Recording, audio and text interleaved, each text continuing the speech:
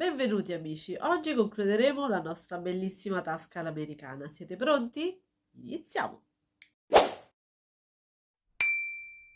Bene, nella nostra precedente lezione eravamo rimasti così, con la prima parte rifinita con il nostro puntino e la nostra mostra da posizionare. Bene, adesso andremo a far coincidere di nuovo tutti i segni che avevamo precedentemente rilevato, segnato. Facciamo coincidere la vita, questa linea di punti lenti e i segni, quelli di inizio e fine tasca, che pure avevamo segnato con il filo per imbastire. Se per caso non dovesse combaciare perfettamente il disegno, noi daremo la precedenza a questo e, come nel mio caso qui c'è un millimetro o due di differenza tra la parte segnata con i punti lenti, andremo comunque a dare la precedenza al disegno e faremo combaciare in maniera perfetta, in questo caso, la nostra gessatura, le nostre righe, ok?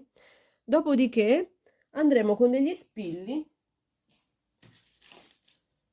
a bloccarla sul nostro pantalone, con la tasca aperta ovviamente, vedete, no? E qui abbiamo fatto la nostra taglia e cuci o il soprammano.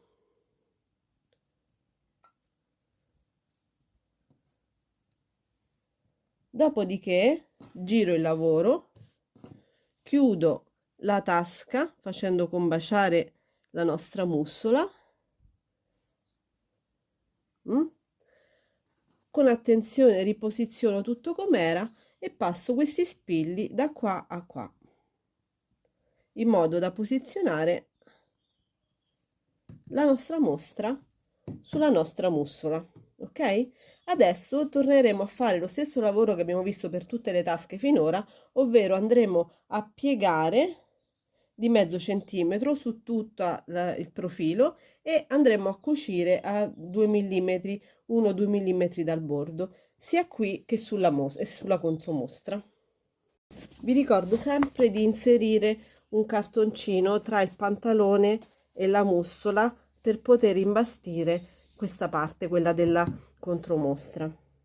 Bene, fatta la cucitura, che vi ricordo è sempre con un filo di due colori, quindi col filo di sotto a colore con la mussola e il filo di sopra a colore con il tessuto, andremo a fare un passaggio che abbiamo già visto con la tasca precedente, cioè la tasca in cucitura, ovvero quel taglio, quell'intacca qui alla base della la nostra tasca.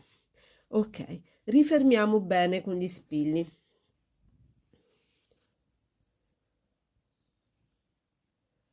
Dopodiché apriamo, alziamo e qui ho preso la mussola un po' corta perché per risparmiare materiale, perdonatemi. Vedrete nel dettaglio meglio sulla tasca in cucitura. Dovremo scendere di 2 centimetri e mezzo, proseguire con il filo della nostra cucitura, in questo caso è soltanto questa qui della base della tasca, dopodiché asportare questo pezzetto. In questo caso è molto piccolo, quindi non solo per questioni di mussola, ma anche per questioni di tempo e di precisione, andate a vedere sulla tasca in cucitura con esattezza come eseguire l'intacca alla base della tasca. Quindi fatta la nostra intacca e la nostra rifilatura, andiamo adesso a rigirare la tasca, escludere il nostro pantalone dalla cucitura, impacchettiamo su, voi immaginate sempre questo pantalone che va fin sopra, è la gamba, no? Fino a sopra, e chiudete facendo coincidere adesso la nostra intacca che è il nostro punto di riferimento e cuciremo dall'inizio appunto di questa intacca fino alla fine, quindi questo bordo a 0,5. Utilizzeremo i nostri spilli per fermare. Bene, fatta questa prima cucitura, rifiliamo a 0,4-0,3 come abbiamo visto nelle precedenti tasche, rigiriamo,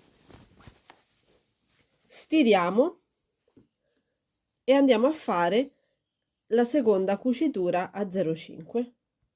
Bene, dopo aver fatto questa cucitura, a differenza delle altre tasche in cui i passaggi erano terminati, noi dobbiamo fare degli ulteriori passaggi per questa tasca. Quindi chiudiamo la tasca, riposizioniamo, se nel frattempo si è spostato qualcosa, riposizioniamo il nostro disegno, ok? Rispigliamo di nuovo e andremo a fare un'imbastitura a 0,6, 0,7 lungo tutta la piega della tasca, questo taglio, ok?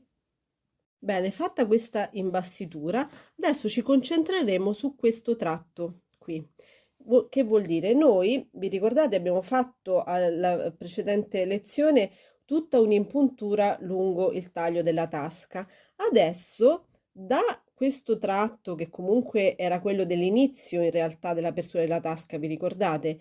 A sopra, fino al bordo sopra, dovremo fare il nostro sottopunto, ovvero il nostro punto invisibile che andrà a bloccare questo tratto fino qui, fino al taglio della tasca, che dovrà appunto aprirsi soltanto da questo punto a questo. Quindi preparate il vostro filo e il vostro ditale e iniziamo a fare il nostro sottopunto.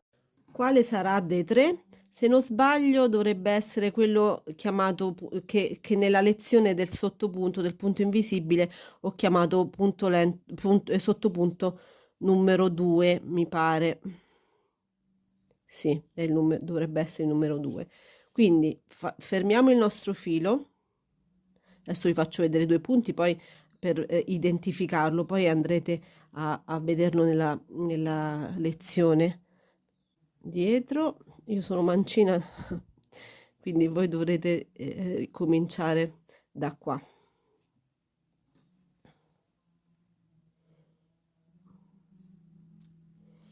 Ok. E continuate così fino qua. Bene, fatto il sottopunto, e potete in realtà prima di farlo già togliere i punti lenti che vi danno un po' fastidio ormai, potete toglierli tutti. E adesso andremo a fare una seconda linea di impuntura, sempre partendo da sopra fin qua. Ovviamente voi che non siete mancini inizierete da qua e andrete in quest'altra direzione. E in questo punto faremo un punto indietro, adesso lo vediamo, un punto indietro che regga bene questo punto e vi sovrapporremo una travetta come quella che abbiamo fatto sulle tasche a filetto. Adesso vi faccio vedere. Ricordatevi che questi passaggi si fanno sul ginocchio, quindi il sottopunto sul ginocchio, l'impuntura, quella che abbiamo fatto la scorsa lezione, la stessa cosa, e anche questo lavoro. Adesso lo farò qui sotto la telecamera perché per ovvie ragioni. Bene, arrivati a questo punto possiamo anche togliere il nostro segno, l'abbiamo raggiunto.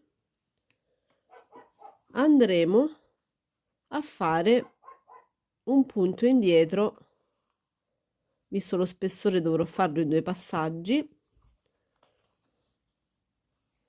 entrando all'interno di questa linea di almeno 0,5 e 0,6.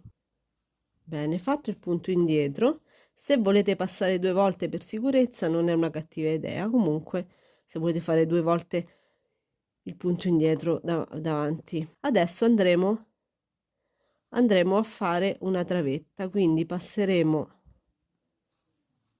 3 volte almeno. Questo è un lavoro che si fa con la setina per i pantaloni di pregio. Se poi volete farli col cotone è una vostra scelta, anche per il colore, che magari la seta non si trova facilmente di colori particolari. Parlo soprattutto dei pantaloni da donna, da uomo sono tutti a colore, quelli classici. E poi